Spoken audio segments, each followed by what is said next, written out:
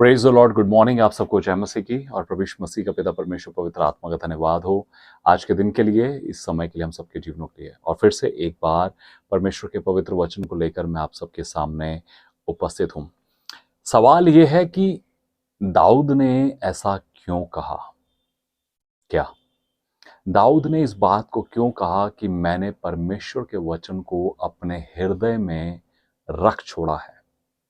आप मेरे साथ अगर देखें भजन संहिता 119 में,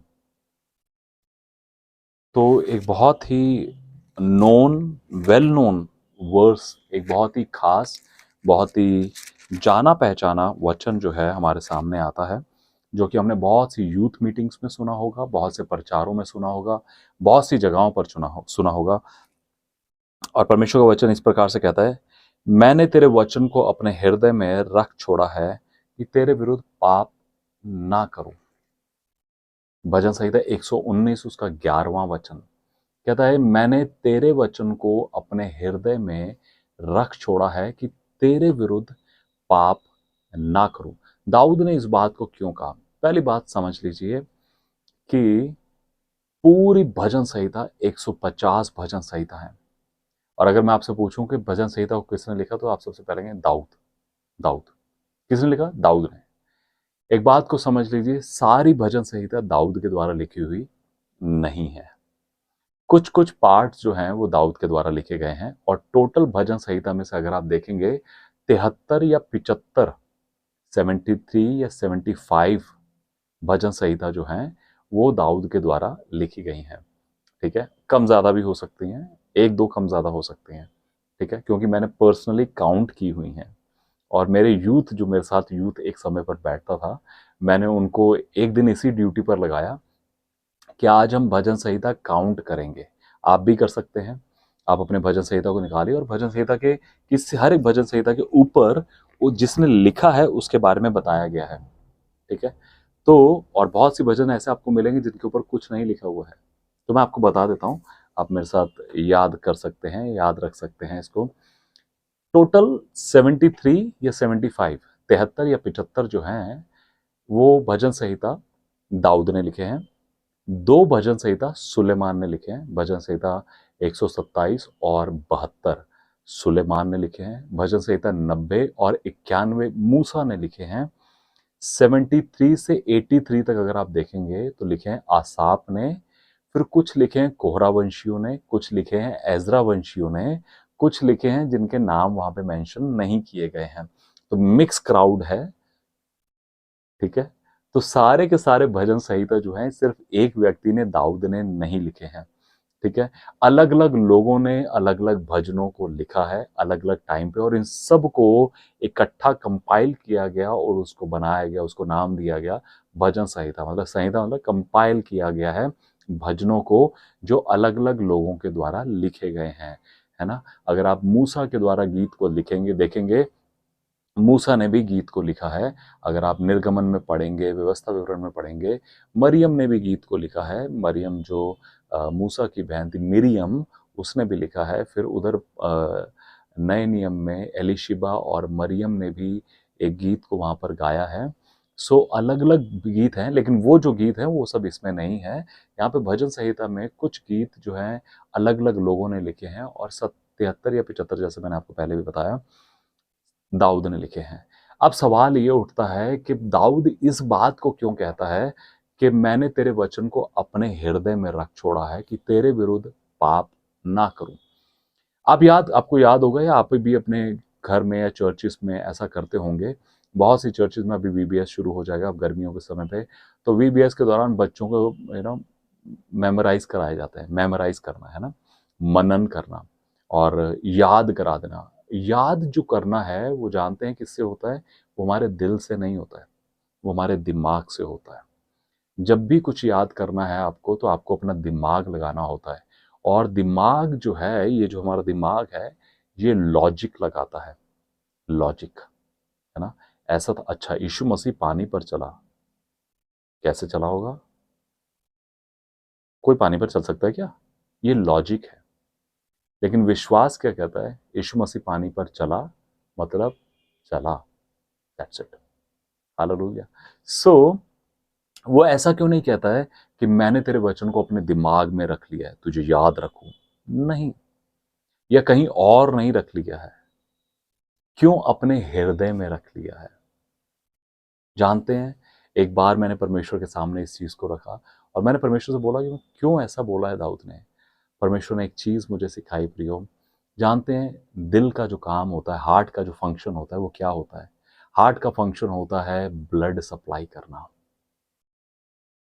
दाऊद इसीलिए कहता है कि मैंने तेरे वचन को अपने हृदय में रख छोड़ा है, क्योंकि मेरा हृदय जो है वो ब्लड को सप्लाई करता है।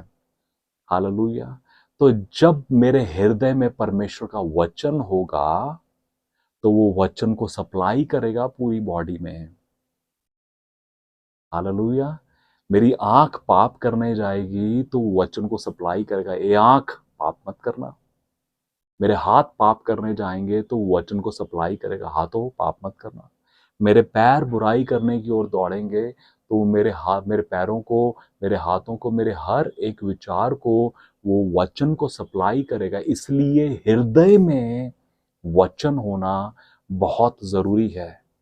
आपने उसको याद करा है या नहीं याद करा है, आपके हृदय में वचन होना।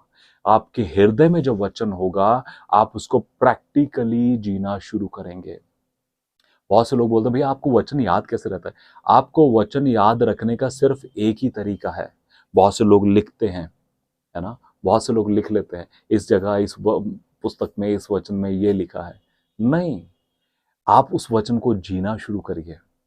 जब आप वचन को जीना शुरू करेंगे, है ना, यूहन्ना 8:44 में लिखा है, झूठ जो है वो, शैतान जो है वो झूठ का पिता है। जो झूठ बोलता है मतलब शैतान उसका पिता है।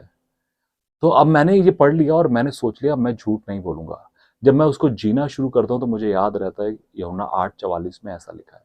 यूहन्ना 8:44 में ऐसा लिखा है। तो जब आप परमेश्वर के वचन को जीना शुरू कर देंगे, डेली रूटीन में ले आएंगे, आपको याद होने शुरू हो जाएंगे, अपने आप याद रहने शुरू हो जाएंगे आपको वचन। इसलिए दाऊद कहता है कि मैंने अपने हृदय में परमेश्वर के वचन को रख छोड़ा है। जब मैंने रख लिया है तो वो मुझे बार बार याद रहता है। जब मैं कोई गलती करने जाता हूँ, जब मेरे में कोई कमी होती है, जब मेरे में कोई बुराइयां आती हैं, जब मेरे जीवन में कोई पाप आता है, वो मुझे याद दिलाता है बार बार, हेलो ये गलत है, ऐसा नहीं करना है, ऐसा नहीं करना है।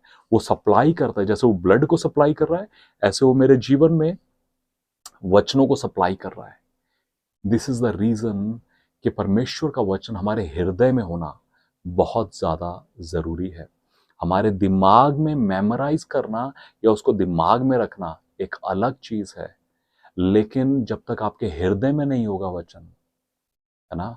आपने हो सकता है थियोलॉजी कर ली हो, बाइबल कॉलेज कर लिया हो, बहुत कुछ कर लिया हो, बहुत कुछ पढ़ लिया हो, बहुत कुछ बातें आपको याद रह सकती हैं, लेकिन इसका मतलब ये नहीं है कि आप उसको प्रैक्टिकली जी रहे हैं।